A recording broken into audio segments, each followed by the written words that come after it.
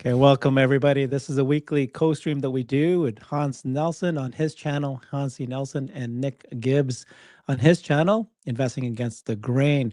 Today we're going to talk about things that matter for Tesla investors. What happened this week? That's the good, the bad, and the ugly. I can represent the good. Hans can do the bad. Guess that leaves Nick doing the ugly. So let's start with the ugly.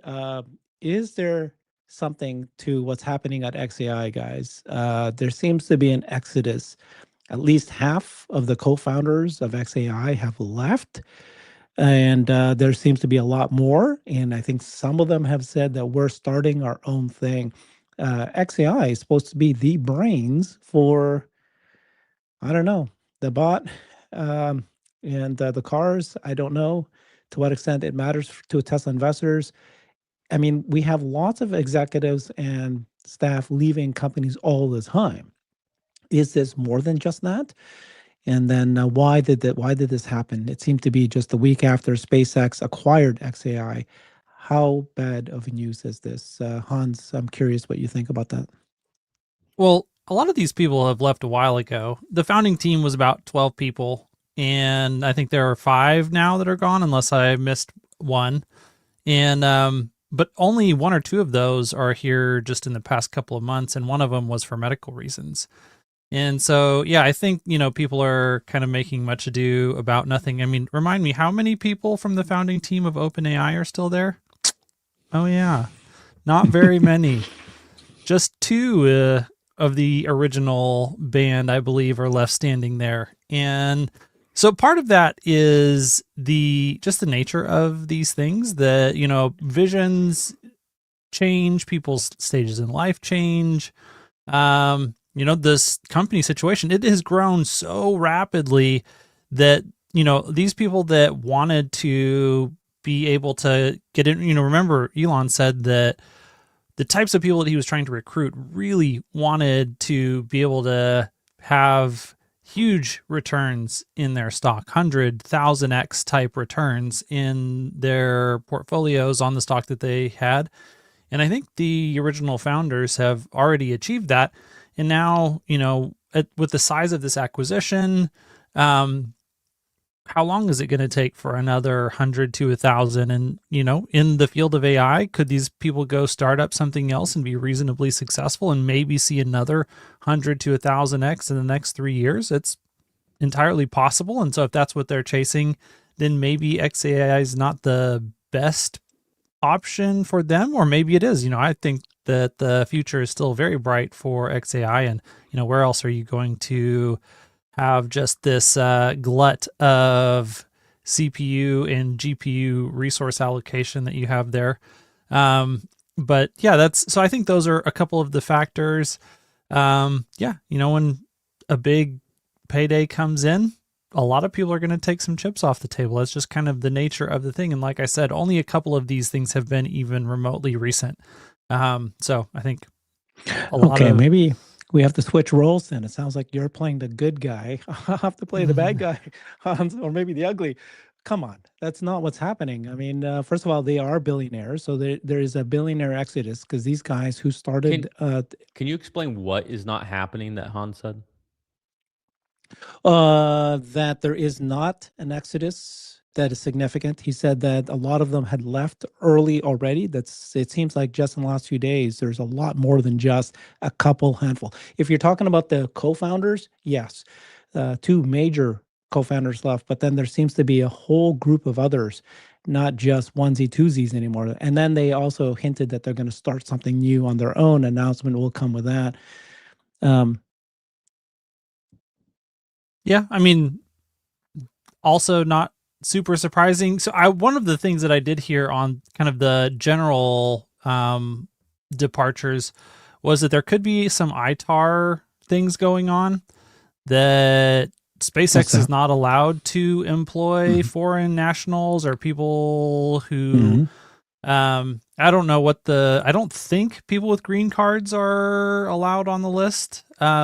And so it could be that there is, because of SpaceX's status as a defense contractor. I don't know if that applies to their holdings though or not. It was just some speculation I had seen, and I'm not sure what to make of that. Yeah, Um, I think I asked Larry that question, and he said that's rubbish. There's many other kinds of companies that you can look at. Boeing as an mhm. example, where they've got Yeah, lots of employees that don't meet that because they're just totally separated as divisions, or, yeah, in this case, Elon was very good at, apparently the way they structured this was two different companies still, one becoming subsidiary, but well yeah. protected from either side. I don't know. I mean, product velocity like seems to be the best in the industry. They're clearly on a path to be one of the leading labs, and if Elon has his way, um, you know, even Google's not going to be able to compete with them on resources here in the not too distant future. So, yeah, I mean, some people are leaving. It's a big milestone event. When have departures ever hampered Elon from being able to accomplish his plans? And yeah, I mean, Wow. it's been Okay. crazy pace, I think, at XAI for the past while. Like, I can imagine some people being really burned out. Like, I think people burn the midnight oil at XAI even more intensely than at any other Elon company. And there just is only so long that people can do that for. So, yeah, like I said, not super worried. Curious take. Nick? Am I on mute? Nope, I'm not on mute. So, let me, what am I supposed to be? Ugly, good Hey, looking, you can do buddy? whatever. That was a joke. That was a joke.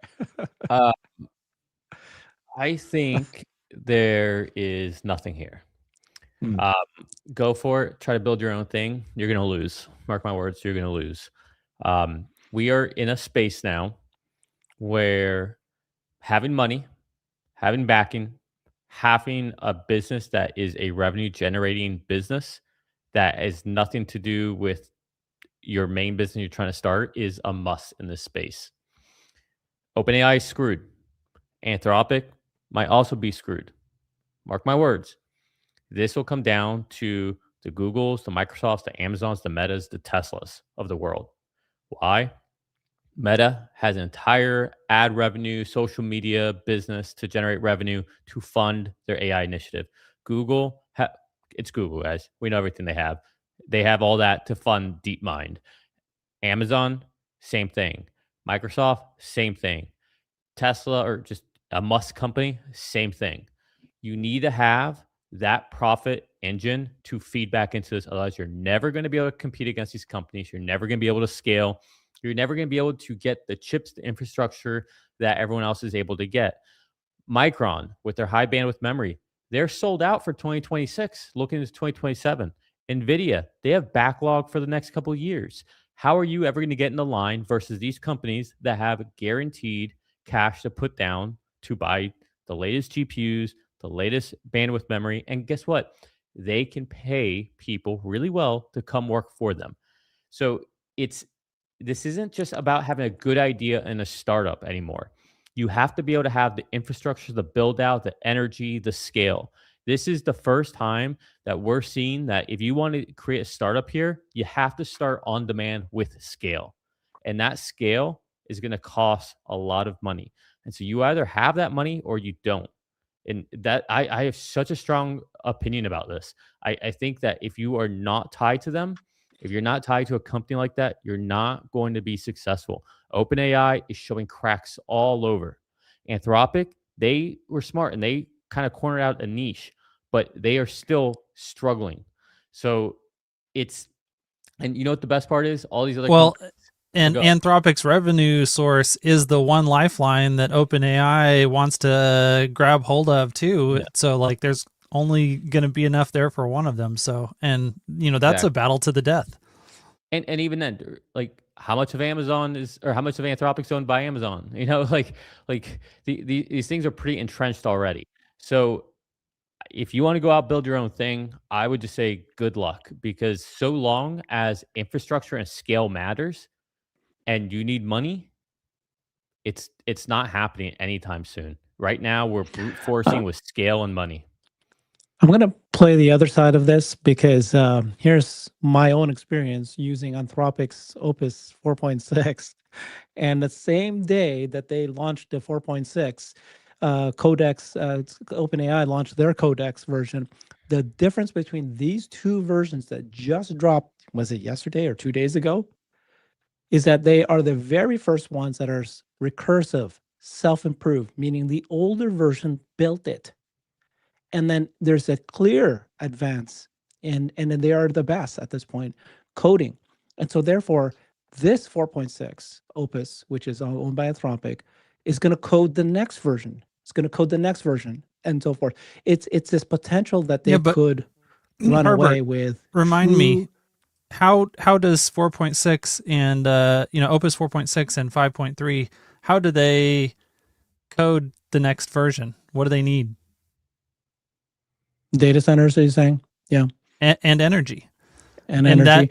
So that loop can only run so many times. Money.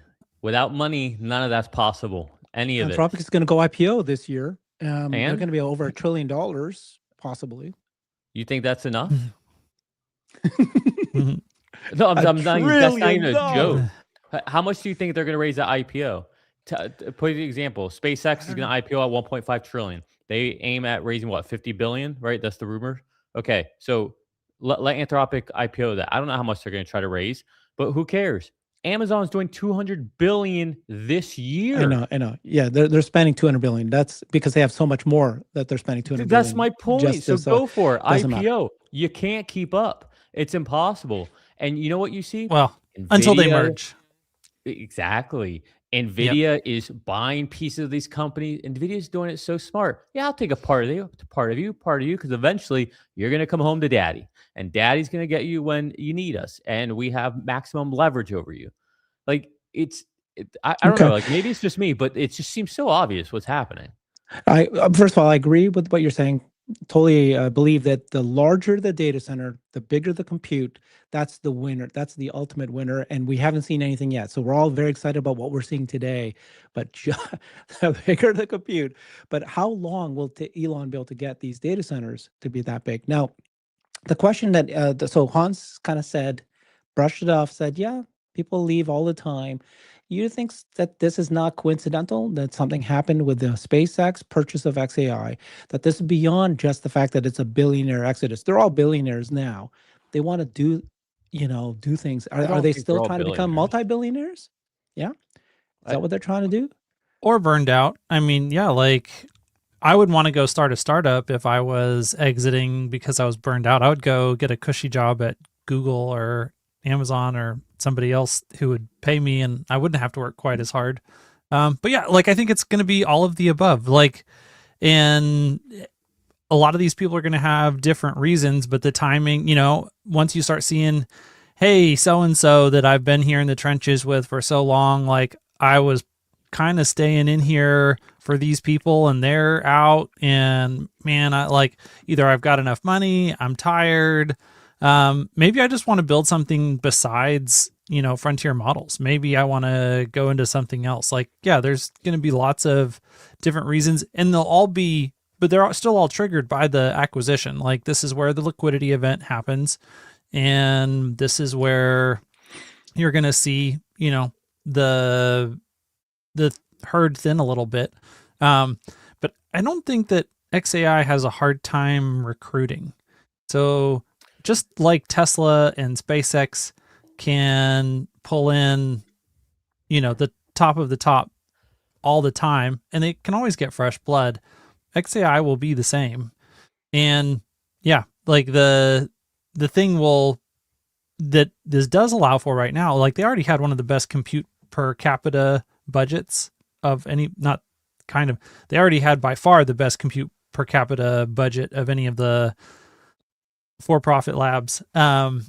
But now with even lower headcount, people will get more compute to run experiments with. And so, yeah, like I'm not worried about the talent density there or the future. Okay. Like it still all boils down to energy and chips.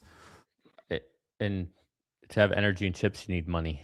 And let me get back to that in a second. But let's also not avoid the very obvious uh, reason why people might leave XAI. Either one, Elon is telling them your time here is done.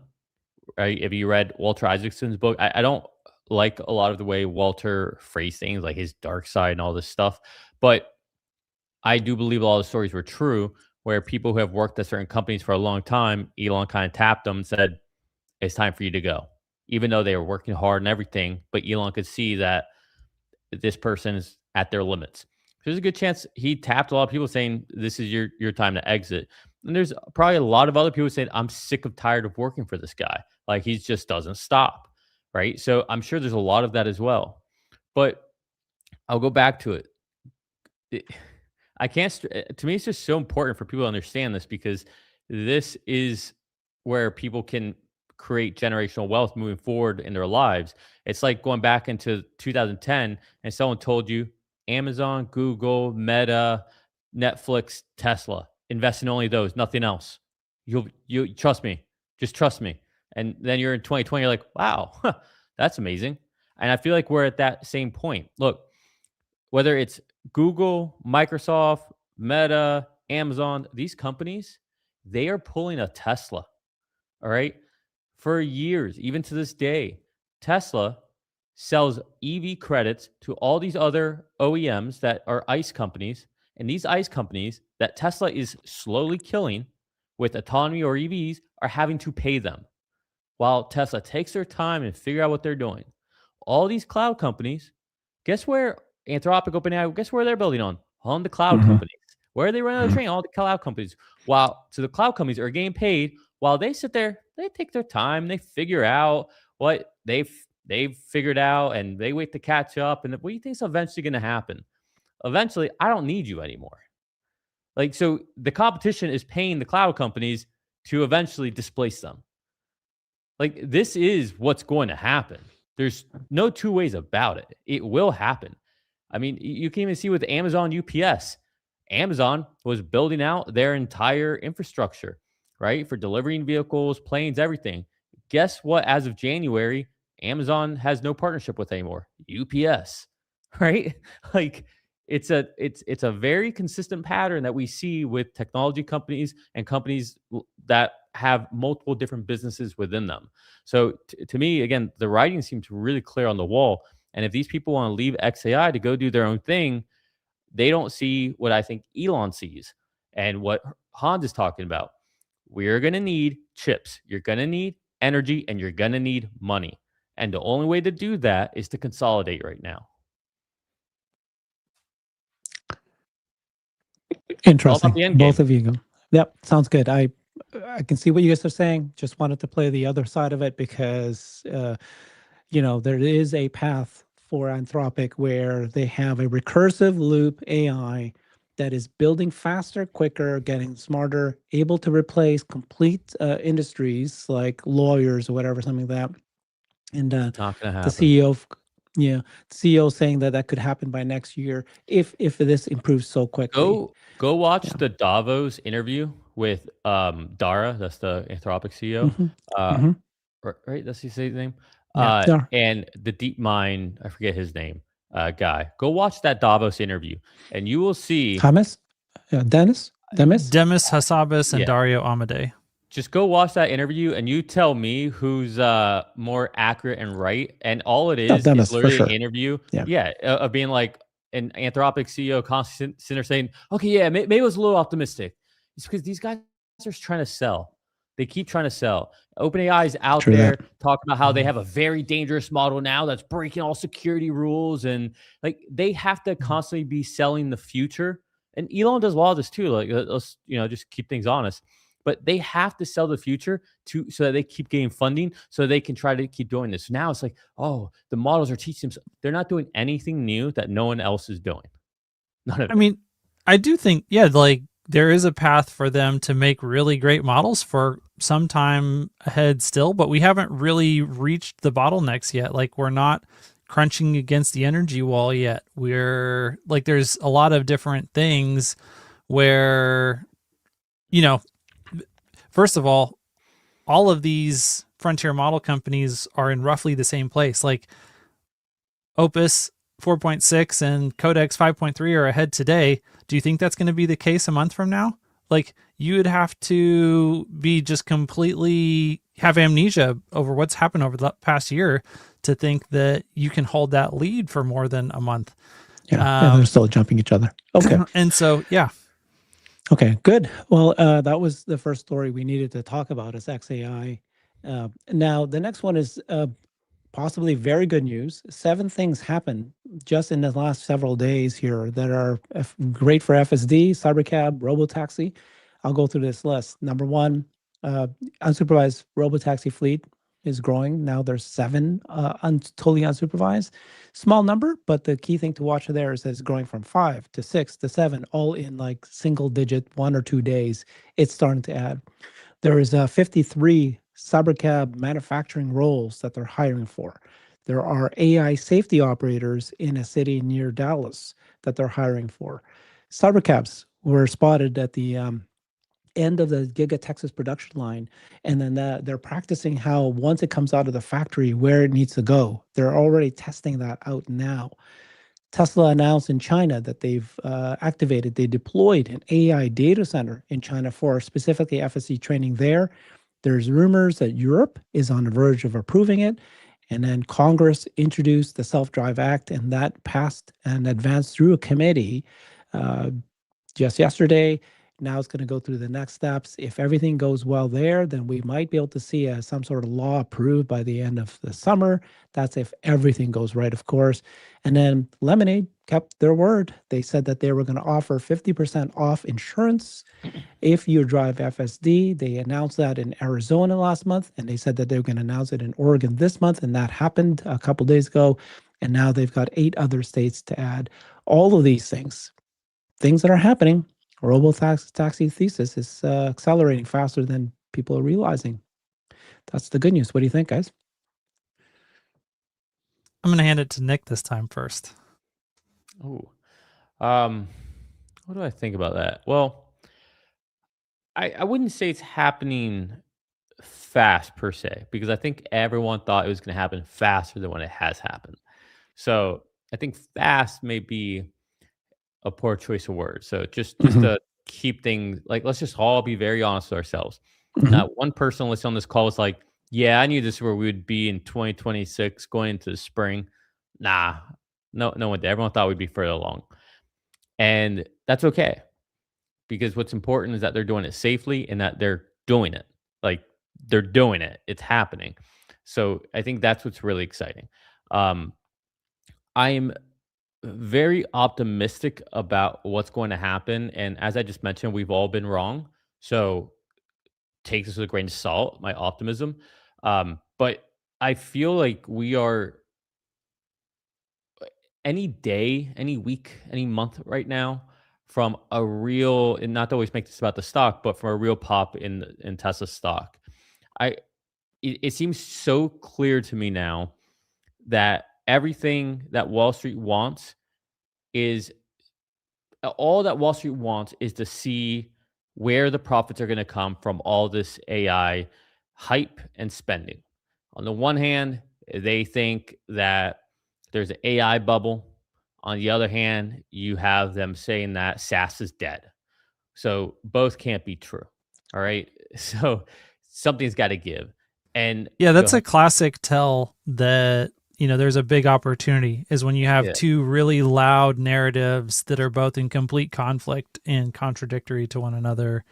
Yeah. And to me, there is a right answer. And the right answer is that there is no bubble and SaaS is not dead. All right. Anthropic is not going to go and displace lawyers, right? Anthropic and OpenAI and XAI, they're not going to displace all these SaaS companies. Will there be SaaS companies that essentially become irrelevant or have to rethink their business model? Yeah, of course there will be. But the truth is, that's a lot of different niches to get into to do really well, to drive good customer experience. And the truth is, every single SaaS company out there right now is working or are working on deprecating parts of their product that can be just handled through an LLM on the back end, They are using agents internally to deliver better services. They're using these tools to build upon what they've already done, which gives them a huge head start from compared to Anthropic and all them. Meanwhile, they don't have to worry about creating the next best LLM.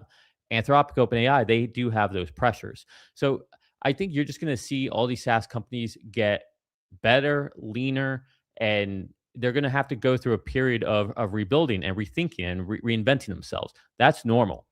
All right. So it's no different than when cloud came and all these companies were on prem and then they moved to cloud. It's like, oh, cloud's just going to build all these things. No, you still have CrowdStrike, you still have Okta, right? You still have a lot of these companies that do things that, yes, even the clouds offer these type of services, but they're different.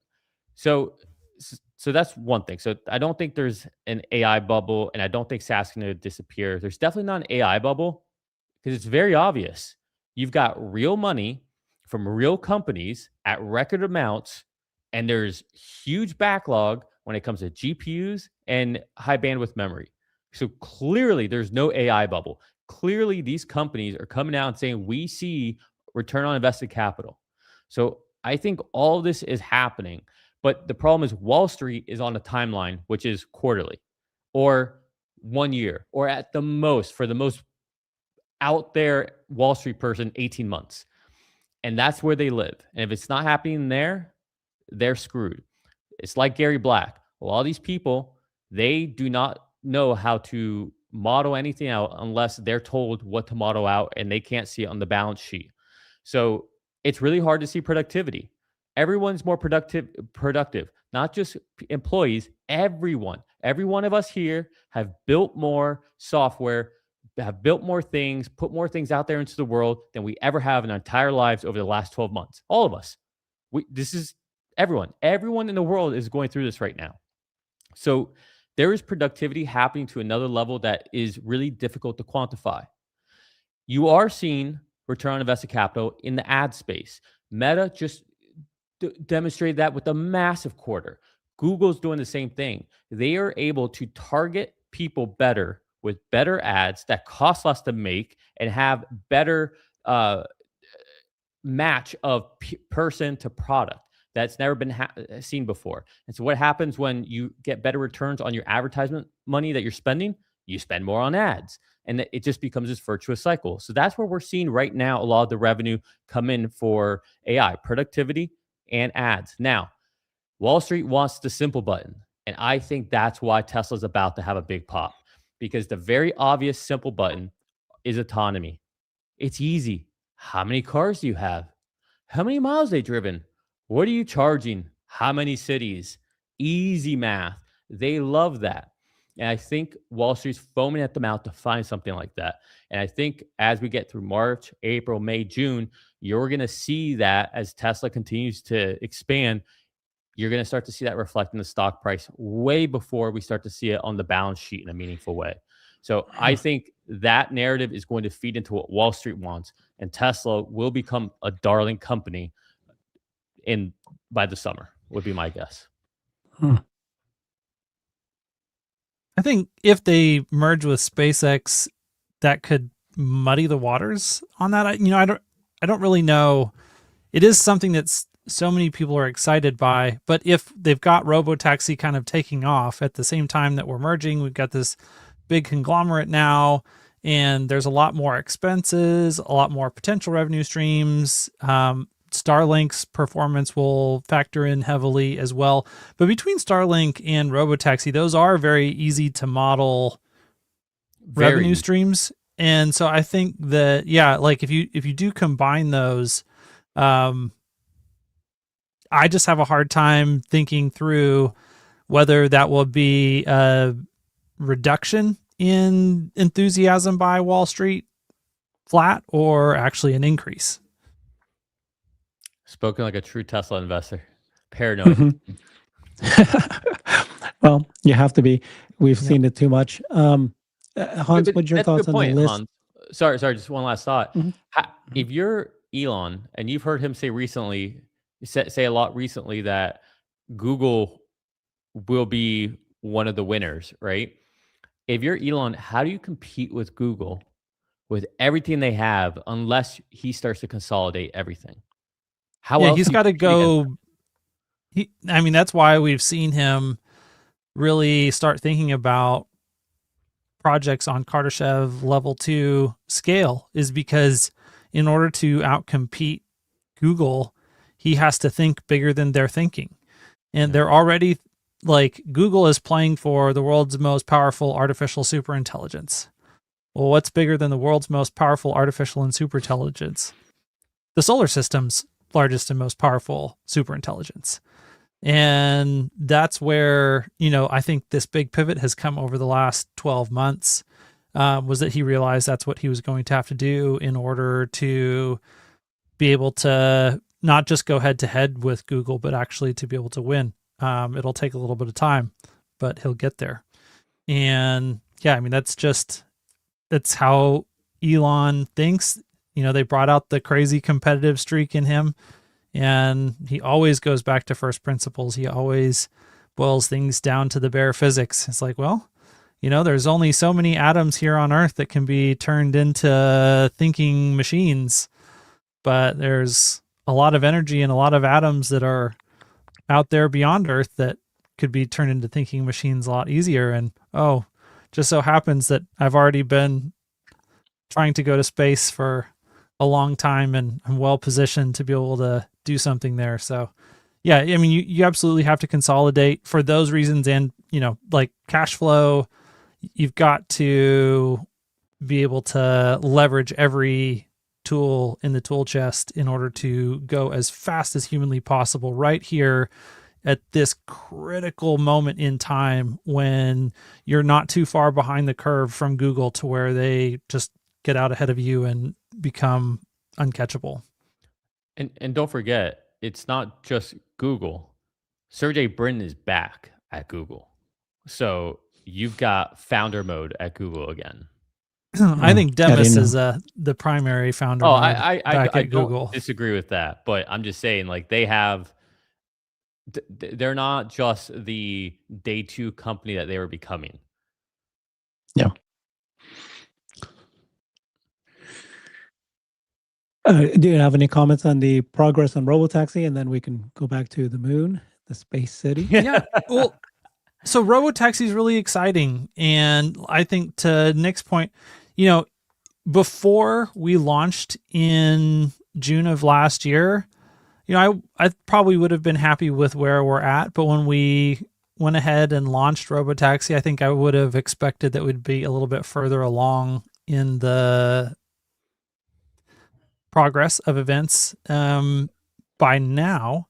But that said, it's one of these things that it is an exponential function. And so it seems and feels really, really, really slow in the early going. And then there's going to be at some point where, you're going to look backwards and think, okay, it took us forever to get to this point. And so it's going to take us at least 6 months to a year to get to that milestone. And then it'll be like 2 months later that it happens, or 1 month later, or, next week. And so that's the thing that we're in for, I think sometime this year, that it's going to go from being excruciatingly slow because we just want to hit those like 1,000 cars and then 10,000 car mark. And somewhere between 1,000 cars and 10,000 cars, the line just goes straight up. And then before you know it, we've got 100,000 cars. Okay. Well, we went through the list of the things that happened this week. The big story, though, is Elon pivoting and saying, "Hey, we're going to build a city on the moon." Sorry, it's going to be a space moon-based alpha, and he's just went on a tweet rampage the last week of the weekend, the last few days, not even stopping. He's talking about how that's going to happen. So we talked about why that's important. He needed to kind of like, articulate why and how to take advantage of this space AI, and then the energy bottleneck, get free energy from the sun. I need to get there sooner, but everything's come together. How is this? How do you guys view that in perspective of Tesla specifically?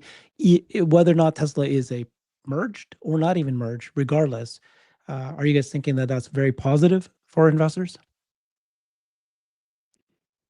Do you want me to go first on this one, Nick?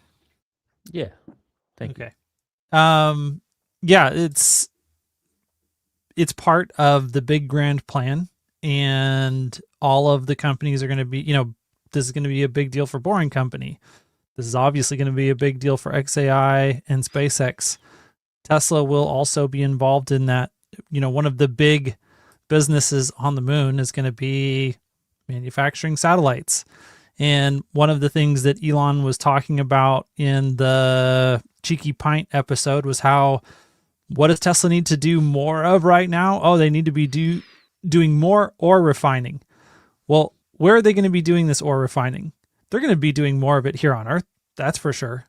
But they're going to be doing a lot of it off Earth too. So we're going to start with the moon, then eventually we're going to do it on Mars. Those are going to be Tesla specific jobs to be done, merged or not merged. The chips are probably still going to be Tesla. I think Tesla's going to be the one handling the fab of everything. Probably, right now there is kind of a concurrent goal with SpaceX and Tesla to get to that 100 gigawatts of solar cells manufactured per year. We'll see if it stays that way or if that ends up getting folded into Tesla as well, or maybe SpaceX can actually edge that out and they can take over solar cell manufacturing. But I think that one's probably going to land with Tesla because there's so much in common between chip fab and solar fab. So I think that that's probably going to be something that Tesla investors can look forward to. And yeah, I mean, just the chip part alone, that's going to be a huge deal. We already know that's what Elon wants to do when he gets to the moon, is set up factories that can produce AI satellites that they're just going to launch into space right off the moon with this big old railgun. It's going to be incredible. And a lot of the components of those satellites are going to be components that are sourced or have Tesla somewhere in the supply chain. And yeah, I mean, we're talking about, terawatts a year of satellites. So it's kind of a big TAM. But Hans, is it fair to say that none of that's going to happen in the first 3 years? This is things that we'll expect to happen in the future, we can look forward to, but not something that's going to impact the company in the next 3 years. Well, yeah, will they be delivering on that in the next 3 years? Heck no. We've got a lot of, Starship development to go before we can put that much cargo on the surface of the moon. But once we show that, yes, we're delivering significant quantities of down mass to the moon, and Elon's got all of his cash generating engines just throwing off all sorts of capital and able to fund these ambitious plans, and he's still saying, yeah, this is the goal, like 5 years from now we're going to be launching a terawatt of satellites off the moon. Like the 3-year time scale, he's still going to be trying to work up into launching tens of gigawatts of AI satellites from Earth.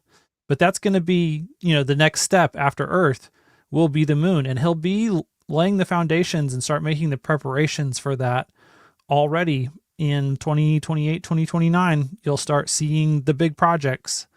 And so I think it will be something that investors, I don't know if they'll be able to sink their teeth into it 3 years from now, or if it'll be 5 years from now, but sometime, in that 3 to 5 year time frame, I would expect for that to feel like a tangible, investable thesis. Herbert, did you see what I just dropped in the chat? Xander texted us this. Okay. Go ahead. Interesting if you want to look at it and yeah, if you want to share it. So Hans, just real quick while Herbert decides he wants to share this, do you think that they are going to merge or do a reverse merger, or do you think SpaceX would go public? Because I was talking to my father about it yesterday, he was asking me what I think, and it's like, honestly, I think there's a chance it happens, but if you ask me to put money on it, I would say it's Mhm. not going to happen. At least not this year. But I think there's something like, I don't know, 35% chance it happens. What say you? I think it's either going to happen really fast, or yeah, like you said, it's not going to happen this year. That it would be a down the line thing. I don't expect it to be a reverse merger. Where or it's not a I don't expect it to be a SpaceX acquires Tesla. No. Tesla would Which acquire SpaceX. well, that's one of the conversations that I've been listening to a lot. Is that a lot of people see a lot of upsides for Elon if he were to do that. But I think that would really screw over the retail investors in Tesla. Like, how did Tesla shareholders benefit other than they get, the premium and the payday? But then their ability to retain ownership of the company as it goes back to private and then comes back public eventually. I don't think that that's going to be a path that Elon goes for. So yeah, I would think it'd be the reverse merger, bring SpaceX and XAI into the fold. And yeah, I would say I would probably put it closer to 50-50, maybe 45% yes, 55% no.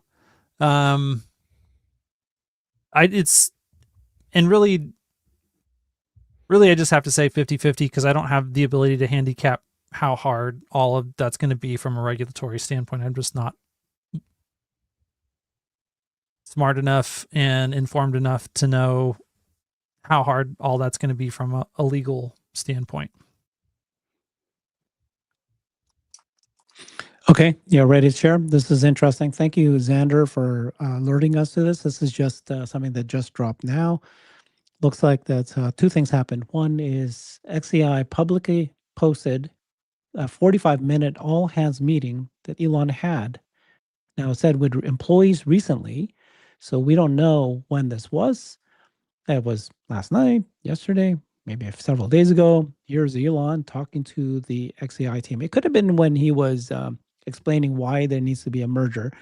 It looks like that's what it is. Why the expansion merger. So I don't know. We'll see. We'll have to find out what this is all about. Oh, but actually, interestingly, so you see that graphic in the back? That is this, which is he announced a new organizational structure. And he said this, because we've reached a certain scale, we're organizing the company to be more effective at the scale. Naturally, when this happens, there's people who are better suited for the earlier stages of the company and less suited for the later stages. For the people who have departed, thank you for your contribution. We wish you very well in your future.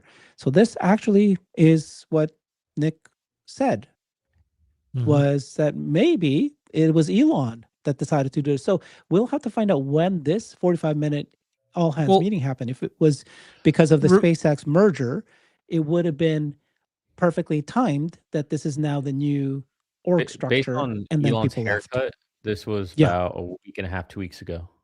Oh, nicely done, dude. Yeah. Nicely done.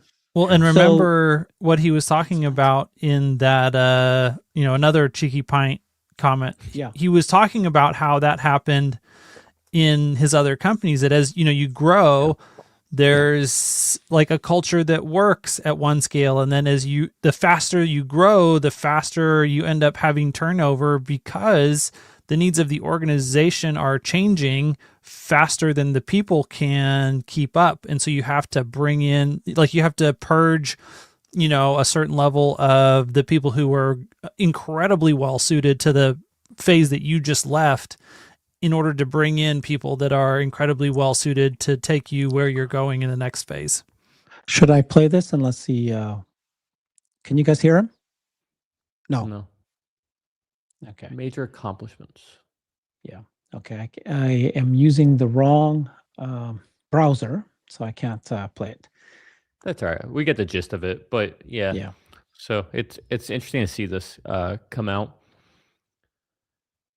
And it's, once again, Herbert has his pulse on the topic to have, because of course he Nick talks has about his this pulse on the answer. Well, you set me up for It these things, and you don't give me a brief ahead of time. And No, what I mean, I gave you credit. I said you were no, right. I'm saying, like I just jump on these, and I mean Han's Your experiencing now, so you instinct just was jump on, correct. and Yeah. whatever Herbert says, that's what we're talking about today. And so it's like you always got to be quick with it. Got to get Yeah, you. well, you're correct. Your instincts were correct. That seems to be the case. If this meeting happened a week ago because of the SpaceX, Elon decided on a restructure. That's why all these people left. We should feel very good if this is the case, as opposed to the other way around, that people left because they were not happy. Well, that's what Hans was saying too, right? Like it's not a. I don't think it's like a big thing. Like I think the whole story of people leaving is a non-issue. It's more noise than anything. Yeah, I mean, I think that what just happened with XAI and SpaceX was a phase change for XAI as a company. Like the company that it was a month ago is not the company that it is today anymore. The ambitions are massively grown.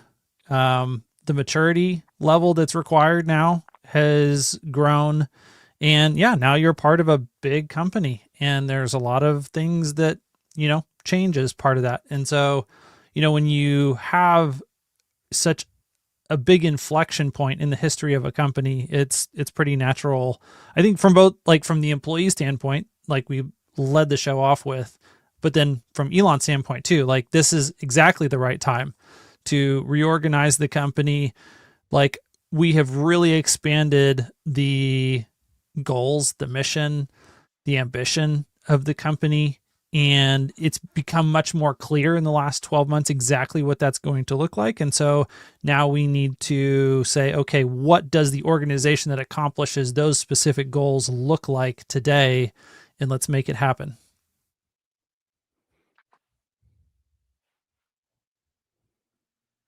Okay. So, wow. I know. This is good news. There is no bad. There's no ugly. Never bet against Elon. Because So if this is the case, and Elon has restructured XAI, he has thought everything through. The way I was thinking though this. Okay, Elon has this big goal, as we said. Okay, he has to beat Google. He has access now. He needs to build the greatest data centers. I've got everything lining up. I'm going to merge SpaceX with XAI. I'll merge Tesla with it. But as part of that, there will be casualties. You can't please 100% of the people.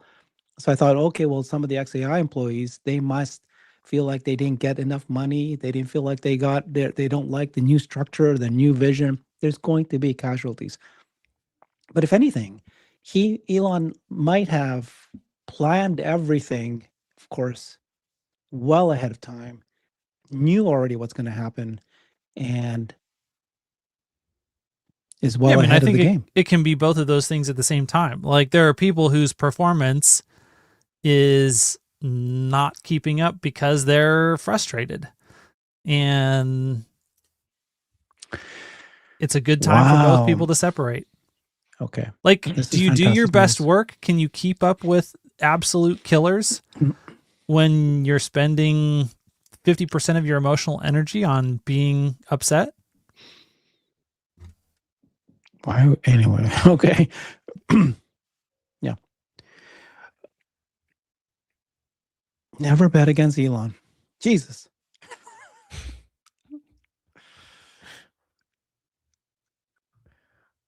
all right, what else Okay, we done? what would happen with Tesla? I was thinking the same thing. Once Teslas emerge, I wouldn't think that there would be, again, what do I know? Something like this, a major restructuring required. Doesn't sound like it to me. Who knows? A major restructuring of Tesla, or Given the new mission, given the bigger goals, given I think that's Elon's laying the groundwork for that, regardless of whether or not they merge. If there's going to be a terafab that ends up having to be built, Tesla is going to have to be somewhat Well, let me give you an restructured. example. Warren Redlick was saying something a long time ago that I thought was very thought provoking. So the XAI was a separate company. XAI is building superintelligence. Tesla, separate company, has Ashok Goswami building AI for the cars.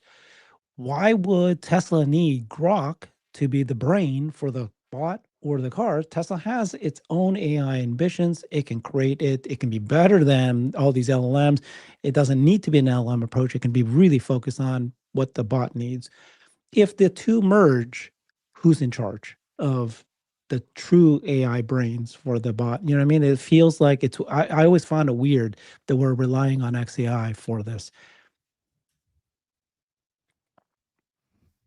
I mean, yeah, these are two different applications of AI that started in two different places.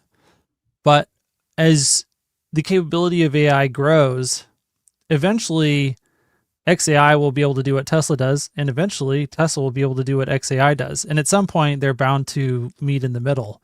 To your point about, who's going to be in control at that point in time? Well, that's going to be up to Elon Musk to delegate and assign roles. And ultimately, what that's going to boil down to is who ships the most stuff the fastest and the best. And right now, we do see a lot of work that's being done at XAI specifically on simulation that's really outside of the scope of what Tesla, like the use case at Tesla. So, the idea of digital humans is a completely different idea than a bunch of simulated cars running around. It's the same AI4, AI5 chips that are doing a lot of the reinforcement learning that is happening here with inference time compute, but the applications, like Tesla just doesn't yet have the the data or the application, since Optimus isn't working, for it to make sense to try and emulate digital humans on AI5 computers. But that does make absolute sense for XAI. And like I said, this is where, so you've got Tesla simulating real world agents in the form of cars in the world, and then in the physical world. And then you've got XAI simulating these digital humans doing knowledge work. And while those are separate right now, they're only one step apart, and they come together in Optimus. And the ability to fuse those two things is going to be quite something. I think it's interesting to look at the way that he structured this. This tells you his priorities. Macro hard, that's probably the digital human, right? The digital optimist, the ability to understand what it's looking at, using vision, being able to see a computer screen and understanding. That's the key thing. It's really understanding what it is that I'm looking at, what my task is, and be able to do that. Imagine, it seems like he's putting a lot of effort in visual videos, movies, moving pictures, coding. Yeah, That's that's critical. about advancing a world model. So that is, I see. Tesla already has a world model, simulation but engine. that's based on driving data and the physics that they've learned from that. Imagine, well, this is XAI's this is version. XAI. Yeah, it's their application and their way to develop a world model. Yeah, and then Grok main and voice. Interesting. That's the AGI. That's the baby AGI. The way I think about it is, or at least why it makes sense for XAI and Tesla to merge, is that I think what Elon is building is a frontal lobe. And if you know how, so the frontal lobe has two halves to it, right? You've got your motor cortex and you've got your prefrontal cortex.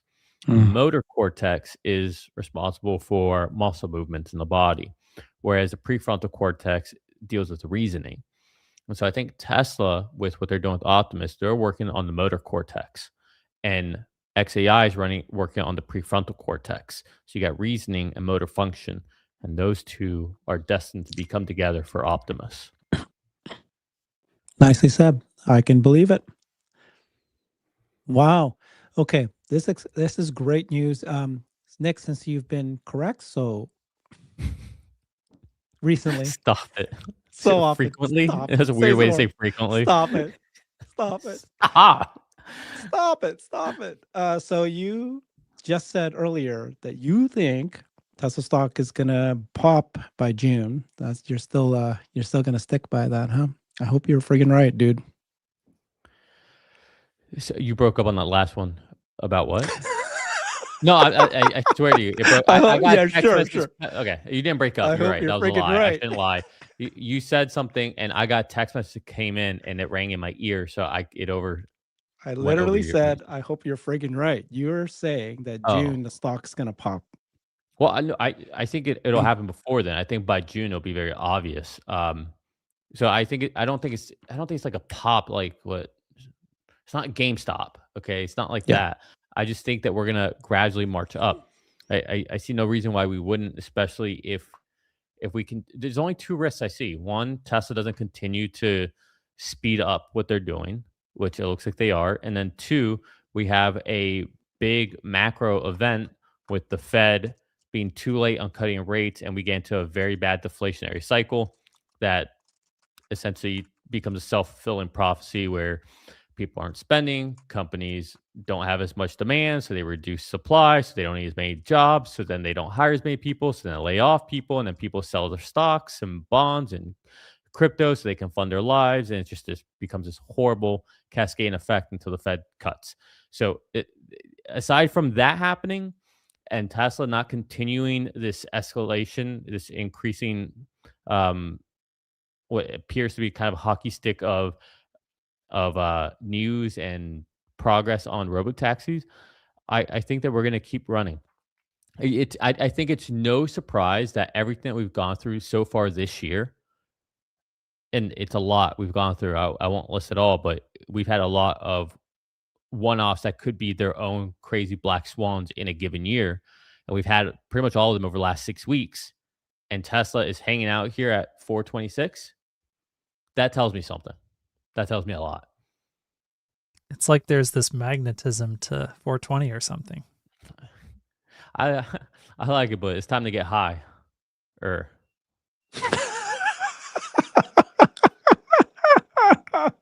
We've got to split the stock and then it'll go. Okay, well, it's all too confusing because, like you said, Hans, everything's happening at the same time. It's too many things happening. If it was just robotaxi, that makes sense. But now you got the, right now, Nick and Hans, you guys think that this SpaceX overhang, it's not an overhang, it's actually a lift. It's a rocket lift. Is that the way the investors are going to look at this? Or are they going to look at it as an overhang? I think it depends on their time horizon and, whether they're tech oriented or not. That's how I look at it. If I'm looking out 5 to 10 years, especially if I'm looking out 10 years, holy smokes, this is the most exciting What's thing. happening to the stock this year before September, given everything where are you standing on this? I don't know. I'm still holding my leaps. So no, I know you are.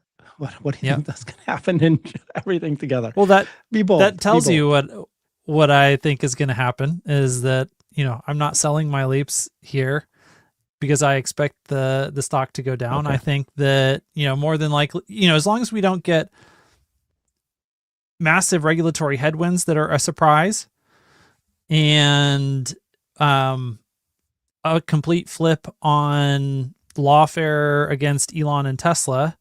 Mm-hmm. Like, I think that's the only other, kind of black swan headwind that we haven't really talked about so far. That's not impossible, but I don't think very likely. That would, I don't like to think about that. Yeah, that would cause me to reevaluate my expectations for the year, but it wouldn't really change my expectations long term. But so in general, you think that the SpaceX conversation merging Tesla is actually a good thing for the stock, not downer. Yeah. I think it's a Overall, great yes. thing. Yeah. Okay. Yeah. What's that, Nick? I think it's a great thing for the stock overall. I Yeah. mean, the Okay. only reason it's not is it is only on a time basis thing, potentially. And even that may not be true because there might be you don't know the demand out there to have a piece of SpaceX. You have no idea. Yeah.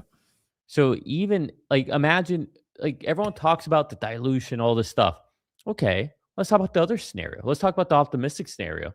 What happens if there are so many people that have been wanting to get into SpaceX and Starlink, plus autonomy is ripping, and now you have a crazy amount of insatiable demand for that new company? What happens to your investment then? And that's a very likely story. Well, and Yeah. don't forget the point that AJ has been making very well, and I think he's 100% correct on. There is a Musk premium that Tesla gets right now. And if there's two Musk companies that are both public, or, they're separate and one might go public, then the dilution, like we think about dilution in terms of dilution in your ownership of the overall company.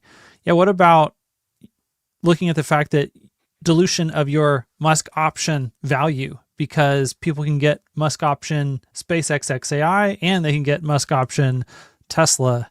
That's it's not a either we join or there's nothing that happens. Like if there's not a merger between Tesla and SpaceX and XAI, then SpaceX and XAI are going public, and there are a lot of downsides for Tesla shareholders to not participate in that deal. So, yeah.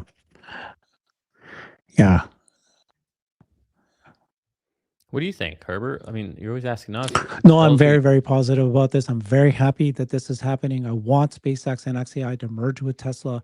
I think that I like what Alexandra's one of her models that she's worked out is that there's a likelihood that when they do this merger, that they would give a premium to Tesla shareholders to even out that the SpaceX cash flow is not the same as Tesla's at this point. And so there needs to be some sort of premium. And if that's the case, Tesla shareholders will be very happy. So Herbert, was that in the event still of Tesla acquiring SpaceX? Because yes. Okay, yes, because maybe I was misunderstanding that. Their mergers are equal, regardless of who buys who. It's a merger of equal. Mm-hmm. The problem is that SpaceX only makes what, $25 billion of revenue, $8 billion of profit. And how big is Starlink going to be, which is their only real revenue stream at this point? Meanwhile, Tesla is $100 billion revenue company, 15 plus billion of profit. And then they're going to grow with autonomous and all that. So you need to have, everything that SpaceX is promising is 3+ years out, and so you need to have some sort of premium applied. Ow! You said so many things that are wrong. Sorry, my opinion is that they're wrong. Okay. So to sit there and say that SpaceX only doing $8 billion, they've gotten to whatever they are right now in such a short amount of time. And Starlink is expanding faster and faster. So don't underestimate the speed of that. Also, Tesla, like think about it this way. Tesla has been around for how long? And they're just now doing, it's not 15, it's probably more like 12 right now. They're putting essentially what, 4 billion a year or a quarter onto the balance sheet. Okay, maybe that's 16. Or call it 16. And SpaceX is already doing 8, and most of that is 9% of that is supposedly Starlink. And margin is different. I agree with you. Larry pointed out that SpaceX margins, even though it's smaller, the Starlink is almost all profit at this point. Exactly. So, and that's expanding faster than I would say autonomy is expanding right now. So there's a lot of upside there. But then also, like, it's not just a sum of the parts. I say this all the time. It's like the simple way to think about this is 1 + 1 = 3. And then people are like, well, what does that mean? Well, what it means is I have this microphone, I have this cable, I have this internet connection, and I have these 2 friends. If you put them all apart, there's no value. They're on their own, they're not significant. But when I connect all these and we get on and we have a conversation, we exchange ideas, now there's so much more value and the pie gets bigger. And so that's what happens when Tesla and SpaceX get together, right? The synergies, what they can build together, the amount of entropy that goes away because they're not independent companies and they can work together and they don't have to make sure that everything's on the up and up from a legality perspective and who's paying what for what services. All that goes away, right? And just think about how leaner you can get with teams.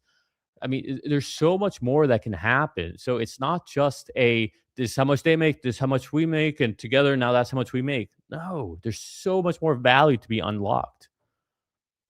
It's like baking a cake. Maybe I'll keep with my analogy. Yeah. Keep going. The flour on its own, the sugar on its own, chocolate chips No. on their own suck. You put them together, put a little heat, a little love, and you got something incredible. And a All right, lot you're of telling butter. a great story, and that's what the point is. It's still story stock. Big story. It's not story. Autonomy is real. Go to Austin. You can do it right now. Yeah. Satellites are in the sky, circulating around us. You can have internet No, connection anywhere in the I world. am with It's you. not I have story, no it's doubt. real. For me, I think the Rockets stock are will- being caught out of the sky. It's Yeah. real. I think that when they merge the three together, it won't just be a $1.3 billion company. If it was just SpaceX and XAI 1.3, this won't just be a $1.83 trillion company combined together. It's going to be $4 trillion. It's going to be a pop. Yeah, and Elon will do a great job. They will do a great job going to the roadshow, explaining the benefits and what exactly the revenue streams are. And Elon's he's not his first rodeo. Yeah. At some point, I this think is it's- not a conversation for today, but we really should dig into and talk about what does Jensen Huang and NVIDIA have to say about that future? What role do they play with or against Elon Musk, Muskiverse, Tesla, SpaceX, XAI? Because, that is the other big player in this whole race that we didn't really talk about as much today. We talked about Google, we talked about Microsoft, we talked about Amazon and Facebook, but I think that Jensen's going to have a lot to say about what the future of space compute looks like. I know this is something that he is thinking about deeply, and he is an incredible executor. And so that will be another interesting storyline to watch. How does that play out between these big players? Yeah, I'm expecting Elon making announcements about big deals associated with all this as well. That's what you're saying. Maybe it's going to be from NVIDIA. Maybe it's going to come from the government, space defense. Maybe it's going to, there's many companies. Google might be the frenemy because they need to get space rocket, lined up. Maybe he'll announce robot partnerships now. Like he might do it by June just to be able to tell the story. I've already got, 5 major companies signed up and ready to each get 10,000 robots each or something like that, that we won't deliver for 2 years, but they've signed up, something like that. I wish that would happen. That'd be amazing. It could. He will pull what he needs to pull to tell the story when this is happening. And that all makes sense, doesn't it? Wow. Yep. Always great chatting with you guys. But I don't want to say boys because that's what Tesla calls us. The Tesla boys. No, too old for that. I know. That's why it's funny because, well, you two look like men. I look like a child. Yeah, you used to wear your cap backwards, and people go, "Who's that guy with his cap?" I still do. backwards?" I just don't have it Yeah. on right now. I need a You look haircut, by great, the way. dude. I get Hans always looks so fresh every single time.